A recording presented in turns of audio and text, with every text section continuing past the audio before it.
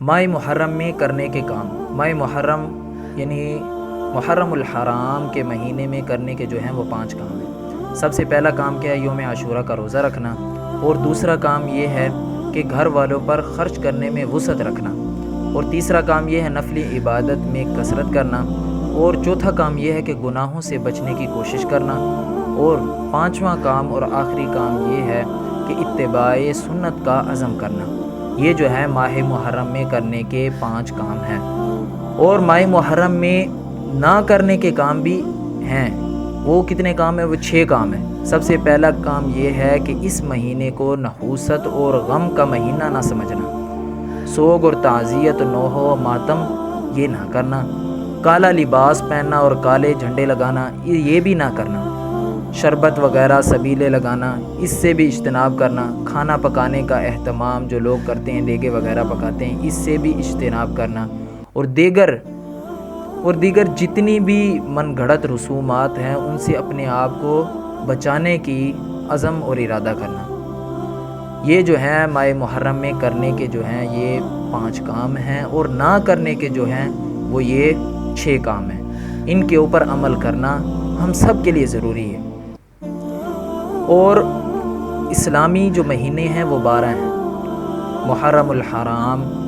ربیع الاول، ربیع الثانی، جمادی الاول، جمادی الثانی، رجب، شعبان، رمضان، شوال، ذی القعدہ، ذی الحجہ، یہ 12 مہینے ہیں۔ یہ اسلام سے پہلے بھی ان کا نام یعنی 12 مہینے، یہ اسلام سے پہلے بھی یہ 12 مہینے تھے اور انہی کا نام یہی تھا، اور نبی کریم صلی اللہ علیہ وسلم کی بلکہ ولادت سے پہلے بھی ان کا نام یہی تھا۔ یعنی یہ جو 12 مہینے ہیں ان کا نام محرم، ربیع الاول، ربیع الثانی، جمادی الاول، جمادی الثانی، یہ سب کا نام پہلے بھی یہی تھا۔ اسلامی سال کی ابتدا جو ہے وہ دور جاہلیت میں باقاعدہ کوئی کیلنڈر وغیرہ یا کوئی چیز نہیں ہوتی تھی، تو اس وقت یعنی ان کو یاد رکھا جاتا تھا، یعنی سالوں کو اس طرح یاد رکھا جاتا تھا جیسے کہ نبی کریم صلی اللہ علیہ وسلم کی ولادت کے بارے میں ہم کہتے ہیں کہ نبی کریم صلی اللہ علیہ وسلم کی جو ولادت ہے وہ عام الفیل والے سال ہوئی ہے، اور ایسے ہی عام الاحد کہا جاتا تھا، ایسے ہی عام البدر کہا جاتا تھا، یعنی عام البدر والا سال ہے، یہ فیل والا سال ہے، ہاتھیوں والا سال ہے، اور یہ احد والا سال ہے، اس طرح۔ اور باقاعدہ اس سال کی کوئی جو کیلنڈر یا اس کی کوئی ابتدا جو تھی کسی دن سے وہ نہیں تھی، لیکن حضرت عمر فاروق رضی اللہ تعالیٰ عنہ کے دور میں دارالحکومت مدینہ منورہ میں اس کی ابتدا کے لیے یہ جتنے بھی بڑے اکابر صحابہ تھے ان تمام کو جمع کیا گیا، اور اس کے اوپر ایک رائے رکھی گئی کہ اسلامی سال کی جو ہے ابتدا کہاں سے ہونی چاہیے۔ بعض صحابہ نے کہا کہ نبی کریم صلی اللہ علیہ وسلم کی ولادت سے ہونی چاہیے، بعض صحابہ نے کہا کہ نبی کریم صلی اللہ علیہ وسلم کو جس وقت اللہ تعالیٰ نے نبوت کا شرف دیا اس وقت سے ہونی چاہیے، اور بعض صحابہ نے کہا کہ جس وقت نبی کریم صلی اللہ علیہ وسلم اللہ تعالیٰ کو پیارے ہو گئے اس دن سے اس کی اسلامی سال کی ابتدا ہونی چاہیے۔ لیکن حضرت علی رضی اللہ تعالیٰ عنہ اور حضرت عمر فاروق رضی اللہ تعالیٰ عنہ نے یہ فرمایا کہ اسلامی سال کی ابتدا جس وقت مکہ مکرمہ سے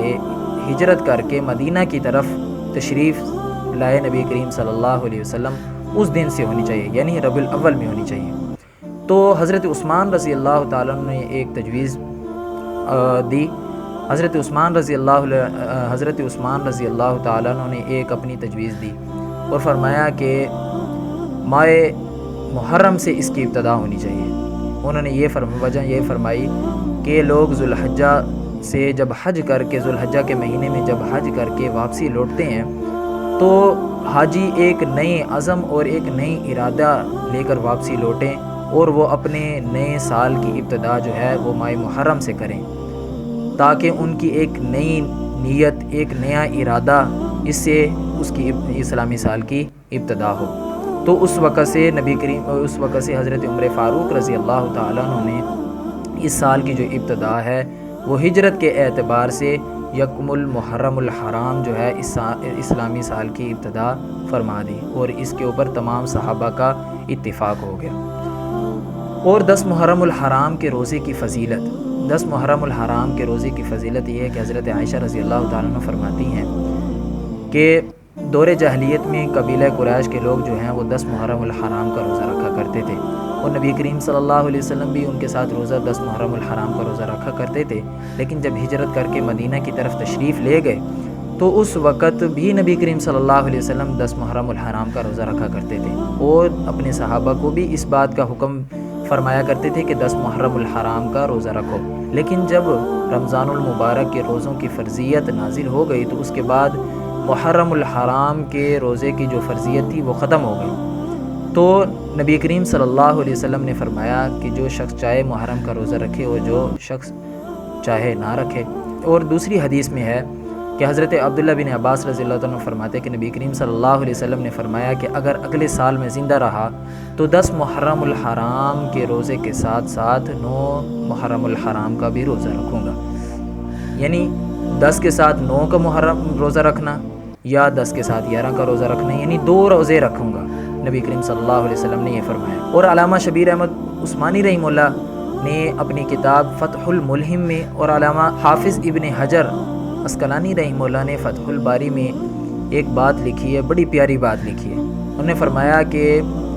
ادنا درجہ یہ ہے کہ 10 محرم الحرام کا روزہ رکھا جائے، اور اس سے اعلیٰ درجہ یہ ہے کہ 9 محرم الحرام کا بھی روزہ رکھا جائے اور ساتھ 10 محرم الحرام کا بھی روزہ رکھا جائے، اور اس سے بھی بہتر بات یہ ہے کہ یعنی 9 محرم الحرام کا بھی روزہ رکھا جائے، 10 کا بھی رکھا جائے اور 11 کا بھی رکھا جائے۔ انہوں نے وجہ یہ ذکر فرمائی ہے، اس سے بھی اعلیٰ اور سب سے بہترین بات جو لکھی ہے وہ یہ فرمایا کہ 9 محرم الحرام کا بھی روزہ رکھا جائے، 10 محرم الحرام کا بھی روزہ رکھا جائے اور 11 کا بھی روزہ رکھا جائے۔ کیوں؟ تاکہ ان دونوں حدیثوں پر عمل ہو جائے، کہ ایک تو نبی کریم صلی اللہ علیہ وسلم کی وہ حدیث جس میں نبی کریم صلی اللہ علیہ وسلم نے فرمایا 9 محرم الحرام کا بھی روزہ رکھا کرو، 10 محرم الحرام کا بھی، اور دوسری حدیث نبی کریم صلی اللہ علیہ وسلم نے فرمایا کہ مہینے میں 3 روزے رکھے جائیں۔ اور ان دونوں حدیثوں پر اگر عمل کرنا ہے تو وہ اس طرح عمل ہو سکتا ہے کہ 9 کا بھی روزہ رکھ لیا جائے، 10 کا بھی اور 11 کا بھی، تاکہ دونوں حدیثوں پر عمل ہو جائے۔ حضرت عبداللہ بن مسعود رضی اللہ تعالیٰ عنہ فرماتے ہیں کہ جو شخص 10 محرم الحرام کو اپنے اہل و عیال کے خرچ میں وسعت رکھے گا تو اللہ تعالیٰ اس کے یعنی خرچ میں پورا سال جو ہے وسعت رکھے گا۔